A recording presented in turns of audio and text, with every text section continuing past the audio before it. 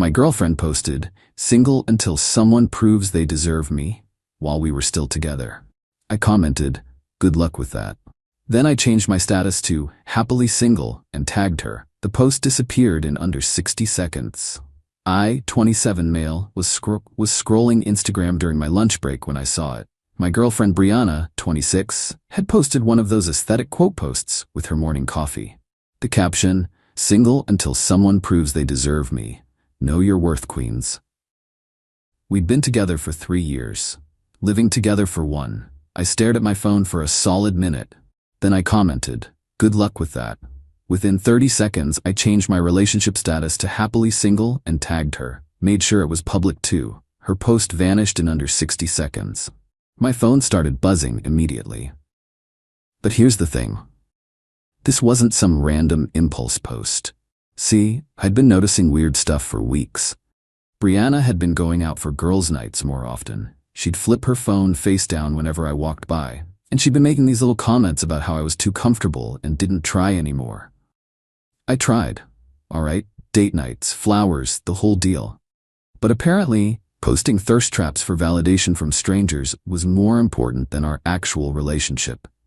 The buzzing got intense. 12 missed calls. I didn't answer. Instead, I went back to work and finished my shift. When I got home that evening, Brianna was sitting on the couch with her arms crossed, looking like I'd personally offended her ancestors. "What the hell was that about?" she demanded. "Which part? You telling the internet you're single, or me agreeing with you?" "It was just a quote, Dylan. Every girl posts stuff like that." "Every girl in a relationship posts that they're single? You're being so dramatic. It didn't mean anything." "Cool, then neither did my response." She stood up, grabbed her purse. "I'm going to stay at Kendall's tonight. Maybe you'll realize how stupid you're being. Take your time." The door slammed. I ordered pizza and watched the game. Update 1. So Brianna's been at her friend Kendall's place, and the drama has cranked up to 11. First, she had Kendall message me.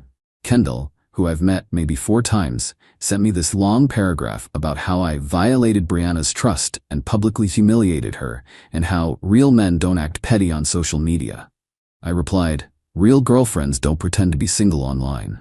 Kendall blocked me. Then came Brianna's mom, Helen. This woman called me 7 times before I finally picked up. The conversation went like this. "Helen, Dylan, sweetheart, what's going on?"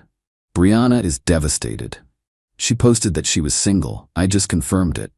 "Helen, you know how girls are on social media, it's all for fun." "Is cheating for fun too?" "What? She would never." "I didn't say she did, but posting you're single when you're not is basically advertising, isn't it?" Helen went quiet. Then, "You need to apologize. She's very upset. She knows where I live." But here's where it gets interesting. My buddy Garrett works at the same marketing firm as Brianna. He texted me yesterday. "Yo, thought you should know. Brianna's been having lunch with that new account manager Jerome every day this week. They look friendly." Jerome, the dude she said gave her weird vibes when he started 2 months ago. I did some digging. Went through her Instagram followers. We still followed each other, though she'd removed all our couple photos. Found Jerome's profile. Scrolled back. He'd liked every single post. Going back 3 months, including the ones where she was posting gym selfies at 6 a.m. with captions like "Early bird gets the gains." I screenshotted everything, not for revenge or anything. Just evidence. Last night Brianna texted, "Are you ready to talk like adults?" Me, "Sure. Should I invite Jerome too, or is this just between us?" She read it. No response. Update 2. The entitlement has reached astronomical levels. Brianna showed up at our apartment, technically mine. I'd been renting it before we met, with a whole delegation. Kendall, her sister Meredith, and her mom Helen. They came to collect her things, but really came to stage an intervention. Helen started, "Dylan, this has gone too far. Brianna made a tiny mistake. Posting she's single while living with her boyfriend is a tiny mistake?" Meredith jumped in. "You're focusing on the wrong thing. She loves you." Funny way of showing it. Then Brianna, who'd been quiet, started crying. Not sad crying, angry crying. "You ruined everything. Jerome won't even talk to me now because you made that comment. He thinks I'm drama." I actually laughed. "So you admit there was something with Jerome?" "No, we were just friends. But he was interested, and now he thinks I'm toxic because of your comment. She could have had something better, and you sabotaged it. Something better? While we were together? Brianna, I wasn't going to do anything. I just liked the attention. Is that so wrong? Yes. Next question. Helen tried the guilt trip. We were planning Thanksgiving. I bought a bigger turkey. I'm sure Jerome likes turkey. That's when Meredith revealed the real reason they were there. Brianna needs to stay here until she finds a new place. She can't keep sleeping on Kendall's couch. That's unfortunate. So you're just going to throw her out? After 3 years? I'm not throwing anyone out. She left. Remember? To think about how stupid I was being? Brianna stood up. Fine, but I'm taking everything I bought for this place. Go ahead. She went through the apartment like a tornado, took the coffee maker, fair, took the shower curtain, weird but okay, took all the batteries from the remotes, petty. Then she tried to take my PlayStation, claiming she'd contributed to it. You bought one game, FIFA 22, which you can take. I bought groceries that you ate. That money could have gone to the PlayStation. Even her mom looked embarrassed at that one. They left with her stuff in garbage bags because she'd forgotten to bring boxes. As they were leaving, Brianna turned. You're gonna regret this. No one else will put up with your boring ass.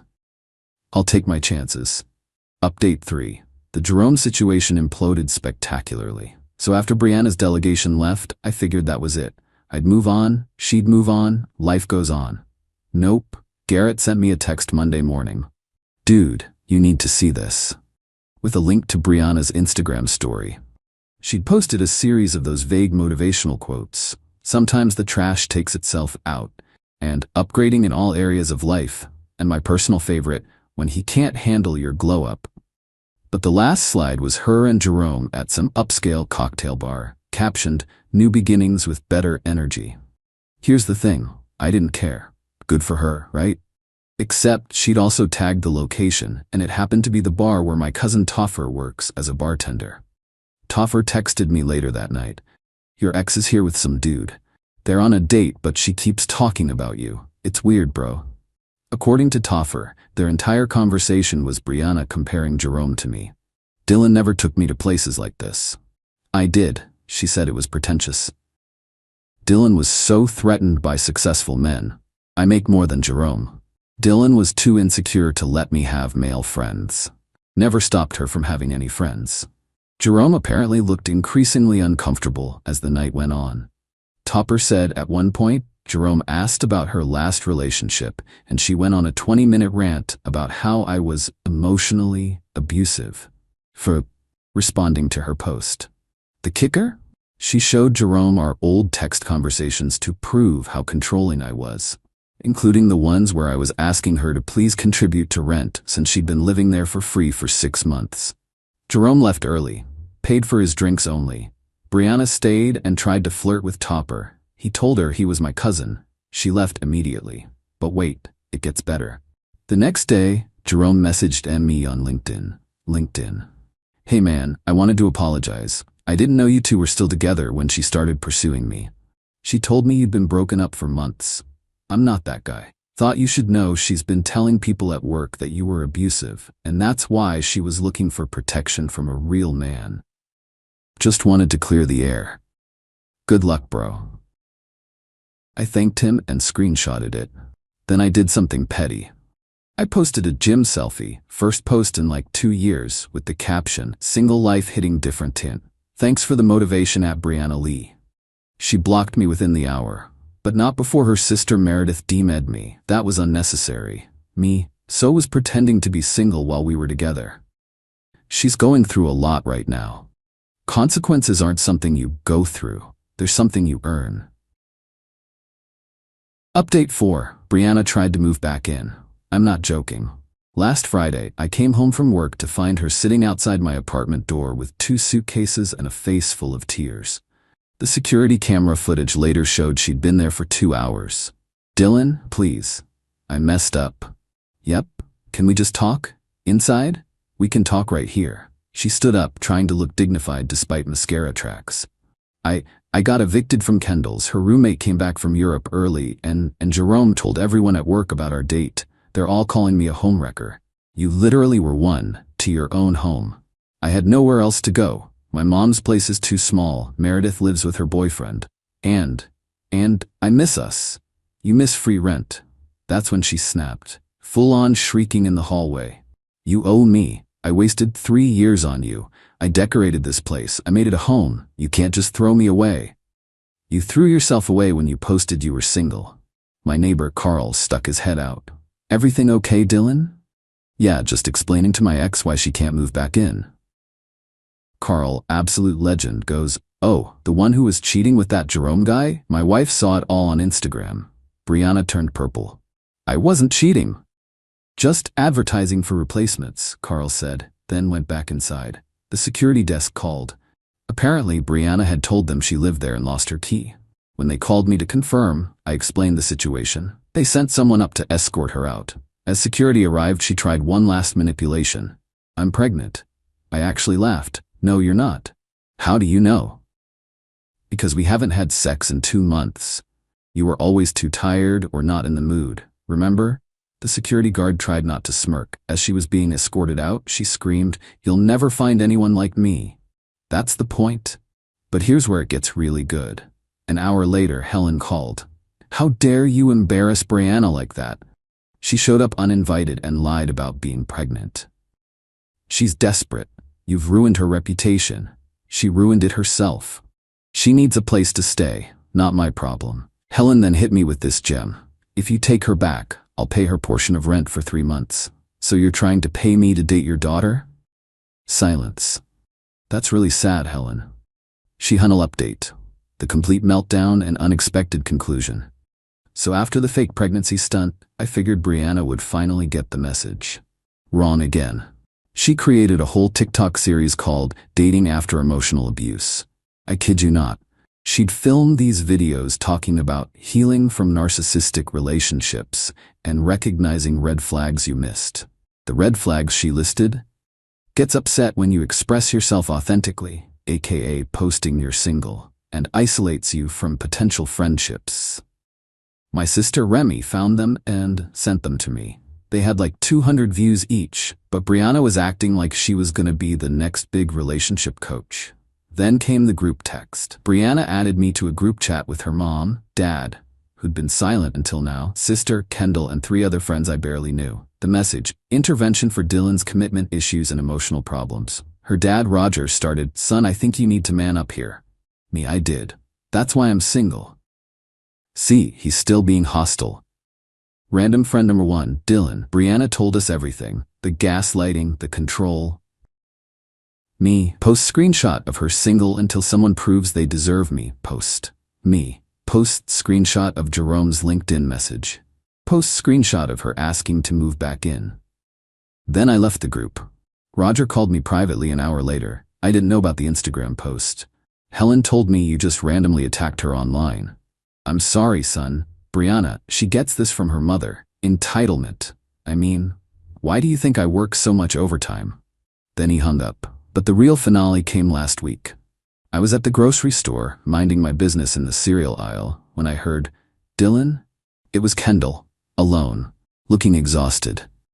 "Brianna's been staying with me again," she said without preamble. "She won't leave. She won't get a job. She just makes TikToks all day and complains about you. I can't take it anymore." "Why are you telling me this?" "Because I owe you an apology. She's been doing this for years. Every boyfriend posts thirst traps, entertains other guys, then plays victim when they leave. I enabled it because she's my friend, but I can't anymore." "Okay? She's planning to show up at your job next week with her mom to expose you to your boss. Thought you should know. Thanks for the heads up." She started to leave, then turned. "That Jerome guy? He wasn't the first. While you were together, I mean, there were at least 3 others she was texting. She called them her backup plans." I wasn't even surprised. Monday came. I gave my boss and HR a heads up. Sure enough, Brianna and Helen showed up at reception demanding to speak to my manager about my abusive behavior that could affect my work performance. Security had them removed. HR sent them a cease and desist letter. The TikTok stopped after that. Probably because she got banned for harassment after I reported her for using my photo without permission in one of her red flag videos. Last I heard, through Garrett, who still works with her. Or did. Brianna got fired for missing too much work to make content. Helen and Roger are getting divorced. Apparently this was the last straw in a long line of Helen's enabling behavior. Kendall evicted her by literally changing the locks while she was out. Jerome transferred to a different office to avoid the drama. Meredith posted on Facebook about being disappointed in family members who can't take accountability. As for me, I'm doing great. Started seeing this girl Thea from my rock climbing gym. First thing she said when we matched on Hinge, "Just so you know, my relationship status is accurate across all platforms." I knew she was a keeper. Oh, and the best part, Brianna made one last Instagram post last week. A quote about rising from the ashes with a selfie where she's clearly been crying. The caption, "Single by choice, healing from trauma, ready for my glow-up era." Someone commented, "Weren't you just trying to get your ex back?" She deleted the post. Sometimes the trash really does take itself out. And sometimes it tries to crawl back in through the window, claim it's pregnant, start a TikTok career, and get your dad to divorce your mom in the process. But hey, at least she's authentically expressing herself now. As a single woman, just like she wanted. Good luck with that.